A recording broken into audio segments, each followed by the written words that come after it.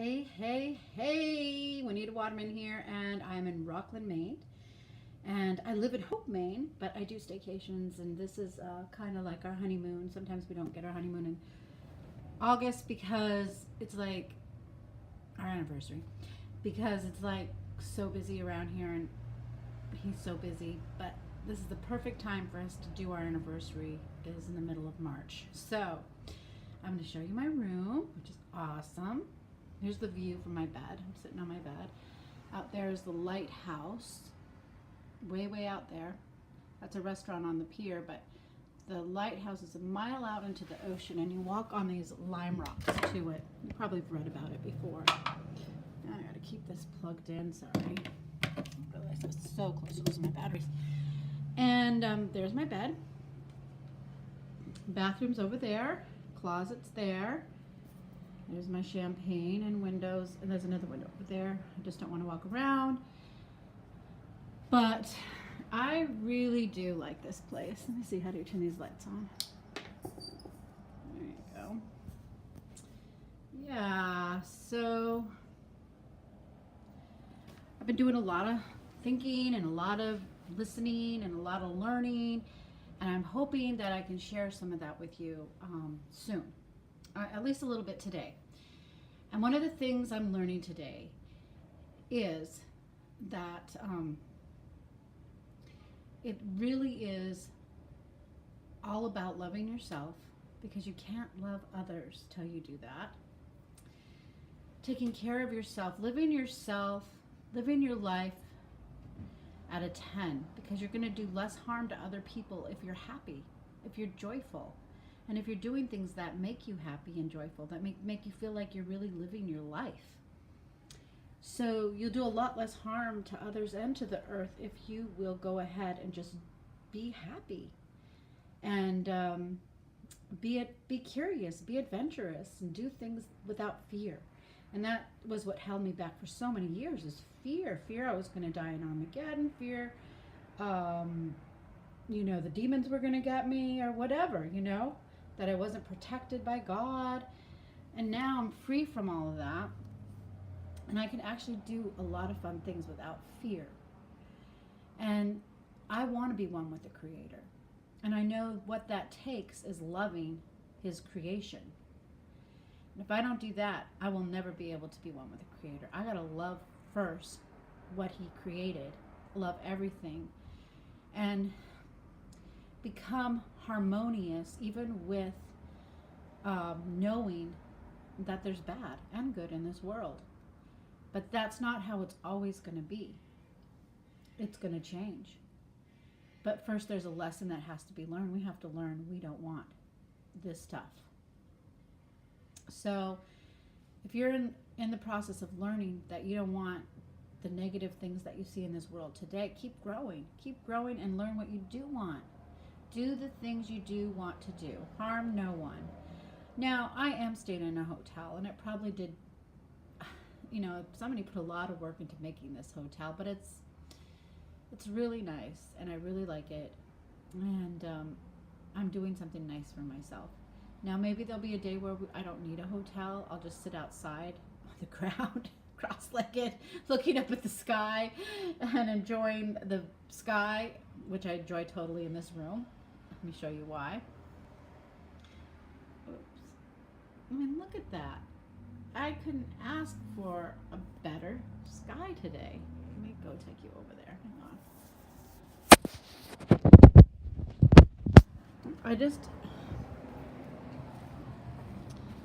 When you're in a house, you don't get to have the sky all the time right on top of you, unless you have a glass ceiling, which I would really like to have. I don't like feeling indoors ever. I always like to feel like I'm outside. And I'm getting so much cabin fever to get out of the house and go do things. And this is perfect. Because I also have a lot of anxiety too. I don't really like to be around too many people. I like one-on-one, two-on-one, but not too many. Unless I'm with my dogs or my husband or something. Or in my house. Even then it gets a little bit too much, but I'm just a natural lover of being outside, and this is a great place to just sit out here soak in the sun, enjoy the clouds, enjoy the view, enjoy the mountains, enjoy the sea, and share some things that got me here. And one of the things that got me here was having no more fear. The first thing I had to do is let go of the idea that God stood between me and a man, a human, or an organization. I had to finally realize the only thing between me and God is absolutely just love, love. And that's what Jesus was. Jesus was just pure love, and I'm sure there were other people who came to this earth that were pure love. And I don't know anything. I don't know anything about God because I never met him. I don't know anything about Jesus. I never met him. I just know what people have written about him. And I like the things that he believed in, that Jesus believed in. God, not so much, because when I look in the Bible and the Old Testament, I just don't care for the things that he did in those, and I wouldn't have been his follower. I would have been one of the dead people. And with Jesus, I would have been one of the dead people because I would have been persecuted because I would have followed him. Does that make sense? And then you see all these people following Jesus that are just going, using it as an excuse to be pedophiles and harm children and victimize children and women and men, men as children, usually. So I realized, the biggest thing I realized was my relationship with the Creator is only me and him, and the examples he set for us on this planet that I can see and that I do appreciate. And I appreciate someone like Jesus coming and showing us that the Father and I are one, that we are one with him, that we're also one with God. And so understanding that oneness helps me to realize I'm complete and I don't have to fear anything. As far as bad behavior goes, pretty much we are programmed from childhood, and our behavior is basically not really in our control. That's not a good thing, but that's why there's grace and forgiveness, because a lot of the stuff we do are just programming. And the only way you can undo that programming is you have to become conscious. You have to wake up. And that doesn't come usually automatically. Waking up is a process. I certainly didn't wake up for years. I mean, I still don't know if I'm awake yet. I'm 57 years old and I'm just barely awake. So, I can forgive all these people who've made really bad choices simply because they're not awake. They're just letting their training, take over. And they don't even know why, because they don't even know that that's not them. So I'm learning a lot of really cool stuff, learning to forgive myself, learning to forgive other people, and responding. You're responsible by how you respond.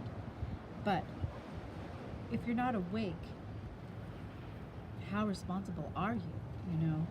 You're basically just surviving. But once you wake up, you're no longer surviving anymore. You're taking it to the next level. You become a thriver. You become great at being, and with the being comes the next level of doing that you do automatically without having to, with ease, without this humongous struggle and work. It comes with ease. But you do have to pay the price of waking up. The people who have made the biggest difference in this world in changing things for the better have all been woke people. And religion actually keeps people asleep because it says you don't need to wake up. We're God. We're taking care of it, when they're really not. So when the Bible says Babylon the Great is going to fall, it's going to be religion, all religion, not just false religion. They're all false religion. The only true religion is right here. Right here. When you're doing what's going to be the most beneficial when you wake up. You've got to wake up. You've got to be aware. You've got to be conscious. And then you can respond and be responsible. But until you do that,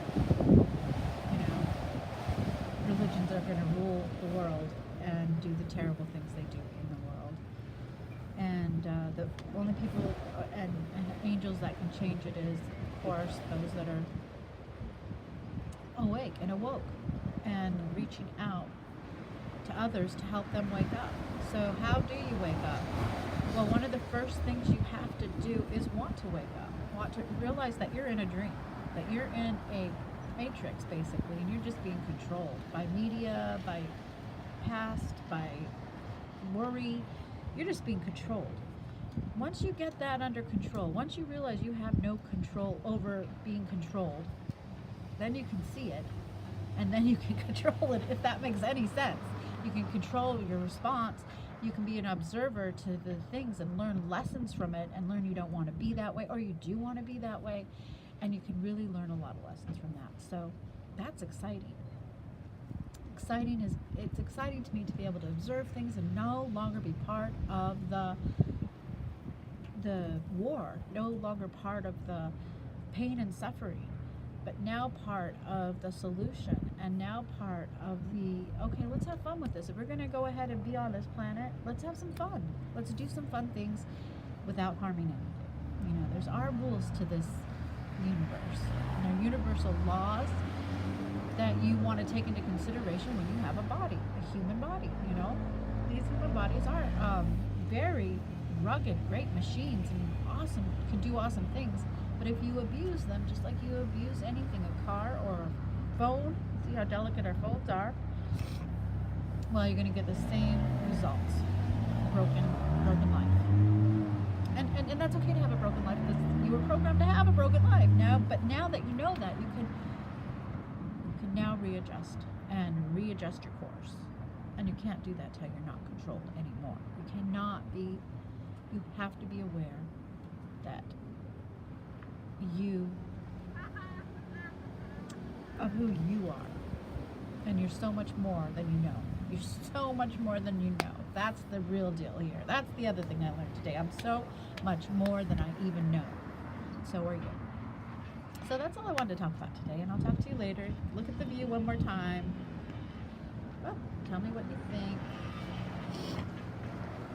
It's Time Out Pub, a very famous place to go, hang out, dance, do the blues. This is where they have the blues festival. This room would be a perfect place to watch blues festival, because that's where they have the stage. And I'd be looking over the ocean. I'd be looking over the stage. This is where they have lobster festival. And this is just a really fun hangout spot in Maine. Mid-Coast Maine is really a really great place to hang out. And there's the museums over there. There's the trade winds. It also has a bar spot.